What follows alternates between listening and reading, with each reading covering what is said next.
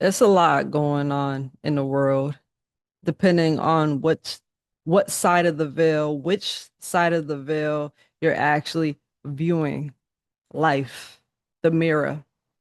Oftentimes we yell at the mirror. Oftentimes we blame the mirror for everything. We don't like the mirror. We look at the mirror and just go, we judge the mirror, but the mirror is the reflection of you. So everything in the world is a reflection of you. Everything in the world is a collective reflection of our consciousness, what we want to create in the world. So a lot of us want change, but change does not happen with yelling at the mirror. Change happens when you change. You change internally, and the projection, the image in the mirror changes. The image in the mirror changes when you show up and do the work.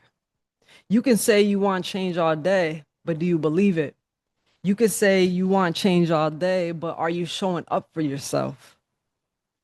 Because change can just be a dream, a hope, and that's it. But with no action, it's just a dream. It's hope. It's you just standing in the mirror, lost. So, with that said, things that are happening right now in the world, it's a rebirth. It is just a rebirth. It's a war between the old program and the new program, the subconscious mind and the conscious mind. Okay. And I'm gonna read something from my book just to help it land, if it resonates with you, or to help it land if you want to understand, Nikki, like, what are you talking about? It's a war to rebirth a new system from the old system, from the outdated system, from the densely layered system that is no longer working for you, for everyone.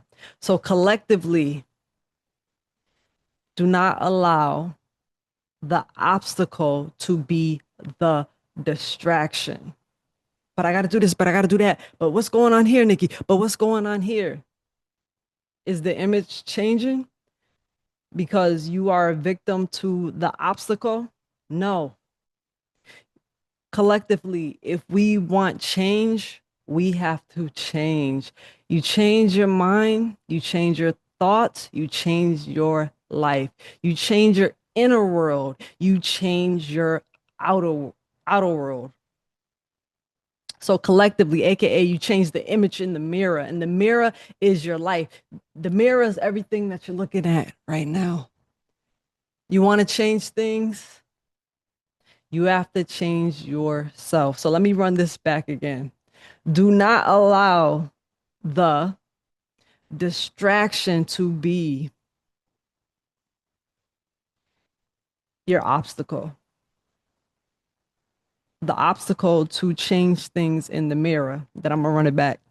Do not allow the obstacle to be a distraction for what you want to change in the mirror. I gave it to you both ways. Follow me. So let me read something out of my book that applies to what is going on right now. This book that I wrote is a lot of information that I actually channeled. And so a lot of times when I read this book back, I'm like, I'm learning things. I'm like, wow. So, but this book, if anybody knows, like somebody asked me the other day, like, how did it feel to write this book? And I said it felt like a relief, like, here, world. This is a tangible form of my heart, aka my mind. So I'm on page 34. If you have my book, Reprogramming Your System is what I'm talking about. It's changing systems. And before I get into this, you know how I like to flow in conversation. You can't fight the system. Listen, everyone in the world, I love you if I trigger you. You can't fight the systems. You can't fight a system. It's just like yelling in the mirror. All you can do is create a new system and allow everyone subconsciously and consciously to start looking the other way. Like it's just I'm gonna use this example. It's like you want to close down McDonald's or a restaurant or a store like Target. You don't fight the system. You create a new system, put a new Target there, put a new McDonald's there. That is everything. That is basically everything that you want. Like you want a healthier McDonald's. You want something healthier for the people. You want a more supportive system for the people. Create it and allow that old system to die because nobody's feeding it anymore. You follow me? Nobody's going there anymore. It is dying. Okay? Everybody's going to this new system, aka everybody is going into this new shift, this new reality, this new image in the mirror.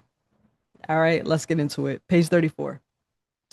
Sub subconscious poison. Let me sip my tea. Subconscious poison. Poison. That's the title of this page in this chapter is the poison that they feed you, aka the program that is installed in you, the false beliefs that you keep telling yourself, the lie that you keep telling yourself. I'm going to keep this short though. Just follow me, guys. In the first 7 years of your life, you are a new computer or a player in this video game called life. I'm gonna go off reading this a little bit just because I want it to land and I want to explain at the same time. You begin understanding the world by experiencing your environment and learning survival skills. What's mind blowing is that you arrive with pre-installed programs inherited from your ancestral bloodline, reincarnation, DNA codes, and a mycelium network of information. And mycelium network of information to me is the hidden truth in your bloodline. A lot of times we don't put things on paper to remember things. We put it in the roots. And when you think about it, when you bury secrets, when you bury treasure, you put it in the ground. So, and think about the mycelium network. Think about the roots. Think about your blood. Think about your veins that the blood is pumping through. That's the treasure. That's the information. It's hidden within you. And you are the only person with the key to unlock it. Okay. My favorite word, my favorite thing to actually study is the mycelium network of information. Let's keep reading. These connections anchor you to the earth's root, the root chakra, and connect you to the spiritual realm, the crown chakra. Just imagine that from your root to basically the root, your feet to the crown, the top of your head. Connected, connected, connected. Connected to earth, connected to source. Second part, operating in theta mode from the crown, your subconscious mind downloads information from the crown to the root information. programming each chakra based on your experience. Let me just stop this for anybody that did not read my book. I see the chakra system as the Akashic records of information of you. Each chakra system holds a different frequency. And when we think about the root chakra, I think about love. So that's your love library. That's your foundation library. That is your survival library. I want to read about it. I want to know how your family survived. I want to know how you survived from reincarnation to reincarnation. I want to know how you survive now. I want to go into the library of you. You want to go into the library of you. And a lot of times we're afraid to go into the library of you because we want to distract ourselves when pain comes up, when emotions come up, aka when you're triggered. Like I love triggering people because that's an emotion. It's like almost a book coming off the shelf. Like, oh, there we go. Let me read this book. Gotcha. Okay. Let me get back into it. The purpose of the game of life is to remember who you are and understand your purpose in playing it. However, the challenge is that your experiences in your initial 7 years can condition you to serve others' agendas and it distance you from your own. Last part, I'm going to leave it right here for the last part. Religion often intervenes to control individuals, urging them to adhere to a system of fear, control, and perfection. Listen, everybody that's trying to be perfect, let me sip my tea. Everyone that's trying to be perfect, you're going to burn yourself up. Just try to be balanced. Someone told me once, I'm perfect. Nikki, you seem so perfect. You seem like you got your life together. No, I'm balanced. I'm balanced. I'm balanced. I experienced the darkest parts of me. I experienced dark parts where I actually sat down with myself. I actually looked in the mirror, seen the mirror, told me about myself. Learn from the mirror, learn from the darkness, because that's when school to me is in session during the dark days. But during the light times of your life, you get to experience yourself, you get to learn yourself, but you find balance in both worlds. You learn to love, forgive both worlds. Okay. Where am I at? Perfection was the last.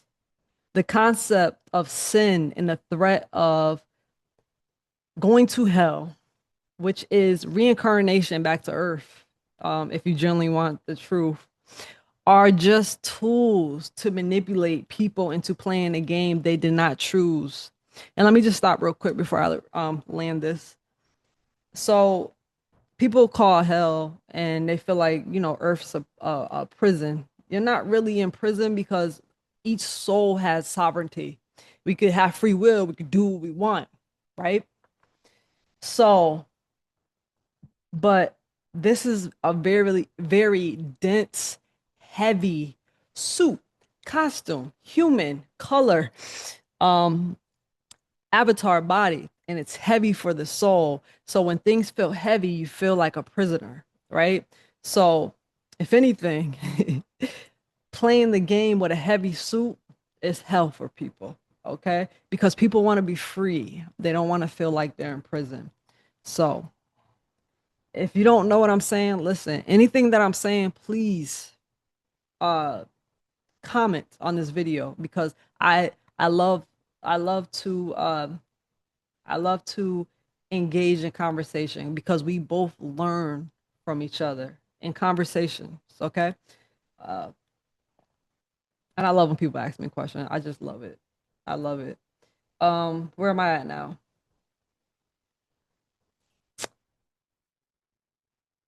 So, reincarnation back to earth, if you're following me in the book, are tools to manipulate people into playing a game they did not choose. This system discourages self discovery and sovereignty.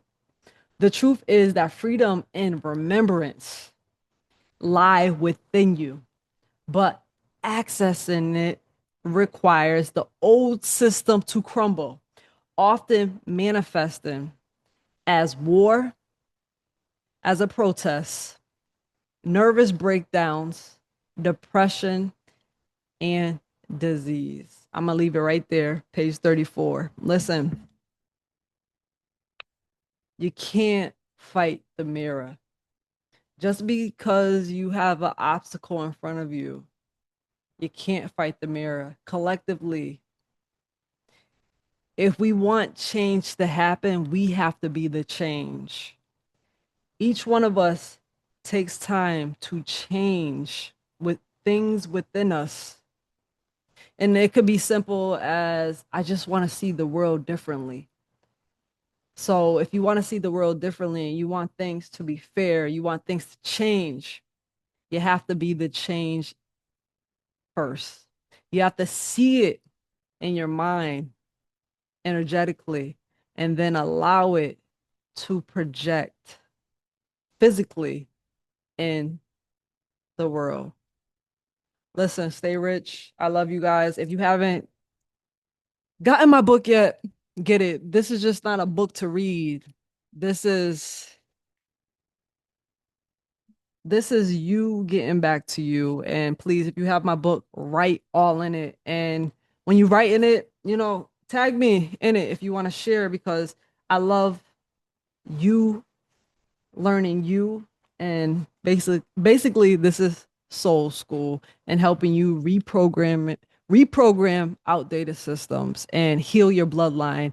You heal parts of you. Even if you heal one part of you, you're healing generations. You're healing your bloodline. 7 years of healing backwards, 7 years of healing forward. This is generational wealth. Stay rich. Love you guys. Peace.